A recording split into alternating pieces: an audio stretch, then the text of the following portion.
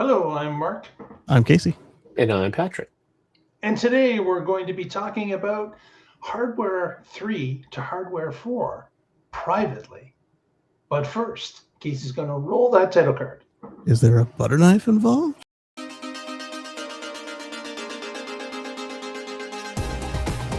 You're watching the Tesla Life Express. Yeah. Hey everyone, thanks for joining us. No, we do not have a butter knife with us, but this story that we're going to talk about this week might have a butter knife somewhere in there because there was released just the other day that a Michael Gapinski is a bit of a Tesla enthusiast, and he has confirmed that he's been modifying his Model 3 hardware 3 to a Model 4, which is technically possible. I'm sorry, to hardware 4. And he's been working on this for some time. He has already made changes to his ECU, and he's made changes to some of his cameras as well. And he's been doing this conversion himself for some time. And at this point, he's got one camera that has been moved over to a higher speed camera, or what would you call it? It's higher resolution. Higher resolution camera. And he plans on doing the rest of them as well.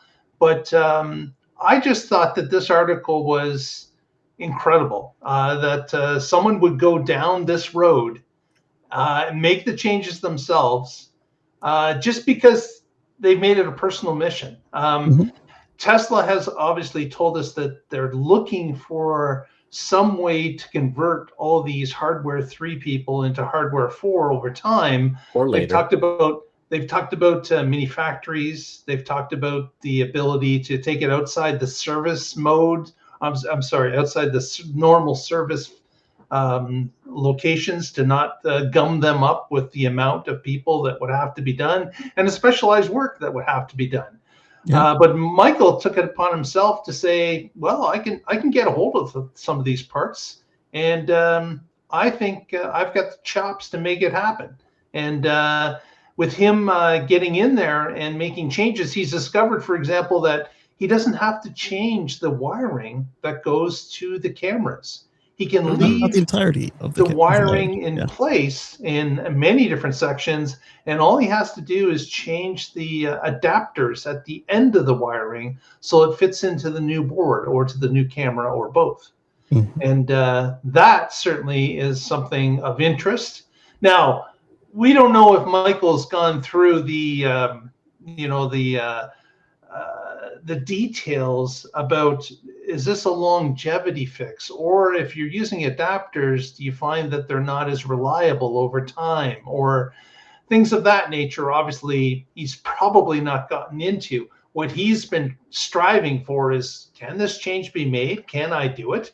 And what hurdles do I have to get over in order to get to the end game? Yeah. But I thought that this was remarkable. And again, you find this in the Tesla community, is that many people with engineering or programming backgrounds have the ability to make changes and modifications that benefit the cars in either simple ways, or in this case, kind of, far-reaching ways. Yeah. But it's great to see some of these people taking the bull by the horns and trying things out for themselves and succeeding. And this is reminiscent to me of the reason I said the butter knife is you got Rich with Rich Rebuilds, and then you've got Jason Hughes over with WK77. He did the I think no autopilot to autopilot 1, and then autopilot 1 to hardware 2, which was quite an undertaking, to the point where he said the first one he thought was hard, but the second one, never again. I'm sure this Michael guy has a shirt that says "I void warranties." Right? Right. And so you might be wondering why in the photo here it's a picture of a Model Y. We were talking about his Model 3, right? Yeah. Well, Mm-hmm. the board came from a Model Y. It was a perfect overlap between when his car was built and when this car's other car's computer was built, and he's in the Goldilocks zone. He's got a hardware 3 computer, but he's got the lithium low voltage, so they were able to make that conversion a little easier. Ah. And then as Mark was saying, you put an adapter on the camera cables. That way you don't have to rerun the whole camera cables. As I've discussed in the past, it's a bear. Tesla didn't like doing it for one of my pillar cameras, so I can only imagine that they won't enjoy doing it for all of us. Oh, you got that right. Mm-hmm. Yeah, I was wondering how how he would get the right software installed on the car, because if the car came with hardware 3 and now he's on AI4, unless you change the way that the car knows what hardware it has, so you get the right software to match it, you have to do some changes. And I guess just swapping out the whole computer with one that had what you want is one way to get there. It is, especially they are so closely related, the Model 3 and the Model Y, up until that point. But he's saying that once he's finished with everything that needs doing, he'll go ahead and he'll reprogram it to tell it, you're for sure a Model 3. Don't show me a Model Y anymore. And we'll see how the company does with that. But I don't think they'll be able to. Do you think that will there be some sort of a step, Casey, where the company has to get involved in order for this to really live as a hardware 4 vehicle with hardware 4 software, even though in the background it's not that? Or do you think that what he's changed enables the mothership to look at it and going, no, everything's legit? Yeah, I'm sure they're watching him. I'm sure they're oh, he did the right camera today. Okay. Oh, he flashed it today. All right. But from what he showed, I don't think that other than cutting him off, period, I don't think he's really in any danger of doing anything other than somebody had asked him, what if you already paid for Supercharge? Not Supercharge. If you already paid for FSD, do you get to keep it? And it thinks it's a different car, so you'll be able to correct the VIN number in there, but it's up in the air whether or not you'll actually be able to keep the FSD. Oh, that's interesting. Ship of Theseus dilemma here. If you've paid for FSD for life, could you move it forward to another car by hacking it and taking your old computer, but leaving the car behind? That's one way to do it. What I suspect happened here is that both cars already had it for life, and so that's why he's not concerned with them reaching in and turning it off or anything. That would make sense too. Yeah, if he's got a full self-drive paid for on both vehicles, then it doesn't really matter, does it? Yeah, they don't lose anything. Yeah. Huh. That is interesting. Again, I have to take my hat off to this guy for getting in the trenches and making these changes. And of course, we, the Tesla community, get the benefit and kind of watch from the outside and understand what's going on or not going on based on his successes or failures during this operation. It's nice to hear that the camera harness worked, because that means the retrofit will be a lot more doable, a lot more likely. Yeah, because you're gonna take the whole car apart. Yeah, exactly. To do one camera for me, it was a B-pillar camera, which the B-pillars on the S and the X and the original 3s was super easy. It takes 5 minutes. So you go pop and you pop a new one on. The cable, and it was my cable that went bad. The cable, you had to take the whole front row out, and then most of the interior. Whoa. It was like a day and a half labor for them to change out my cable, and I don't think that they're going to agree with him that the adapter is sufficient to keep these old cables in place, even though it would save them tons of time and labor. Because as Mark was saying, how robust is that over time?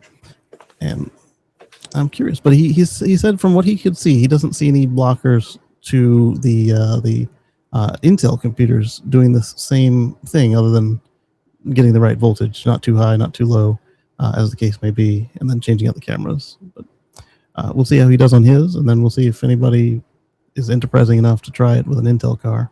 But as that other commenter pointed out, if you already paid up on FSD, it's at risk if you do that. So it's like, let somebody else do it. Yeah, we had the cable to our trunk camera on our Model 3 was part of a recall, and they swapped it, and it took, I don't know, less than 20 minutes. And so yeah, I did have that on. Much easier than Casey's. Yeah, I did have that on my trunk camera. It was green for a while. That one I don't think is as hard because it's already on a movable piece.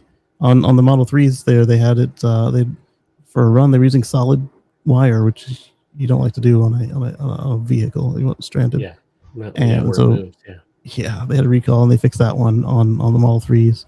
And I'm guessing, as hard as they were trying to convince me that mine is just a fat Model 3, maybe I also had the solid wire in my hatchback, and that was what they had to replace. I don't know, but that one they got done and like it was like an afterthought to what was already in for, and it didn't slow them down. But that V-pillar cable, I want to say it was the passenger side because in my head I'm thinking, hey, the passenger cable's right there, or passenger camera's right there, and then the glove box is right there, and it should be easy, right? So why is the driver's seat got to come out? Because it goes all the way across the car. Crazy. So for those that are interested in this subject, Michael seems to be posting his successes and questions on X. And if you go to the article below, you can get his X feed if you want to follow him and see over time how things go on. We will certainly be watching from the sidelines to see what happens as he gets closer to the finish line. But very cool to see, as mentioned. With that said, I think that's where we're going to leave it. Let's go with some shout-outs. Patrick, what can you tell us today? What do you got? As always, I'm with the Oregon Electric Vehicle Association. You can find us at oeva.org, and I blog occasionally at carswithcords.net, where I write about my future free from fossil fuels. Let us know in the comments when you think retrofits will start for these Hardware 3 owners. The real ones from Tesla. They're going to open up Michael as a distributor, and you'll be driving to Michael's house. So exactly. Obviously. Casey, what do you got for us?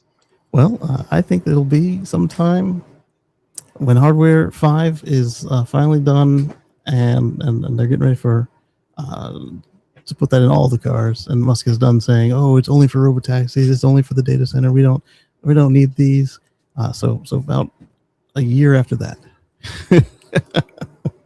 So you can catch us on the Tesla Life Express Edition 2 on Monday, and you can catch us hopefully over on Let's Chat with Casey and Friends over at x.com and youtube.com/Casey Green, where we have talked about similar stuff to this. And hope to see you there, 1:20 Eastern on Sundays. Very good. Thanks so much for being with us. If you haven't already, please give us a thumbs up on the video. Press that subscribe button. It helps us out, even though it might be a pain to you, but it helps us. So why not? Help us out. We would appreciate it. With that said, we'll get together next time and we'll find out together what's happening in the Tesla life.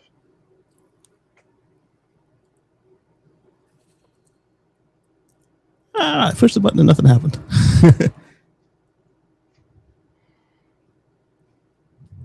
Bye-bye now.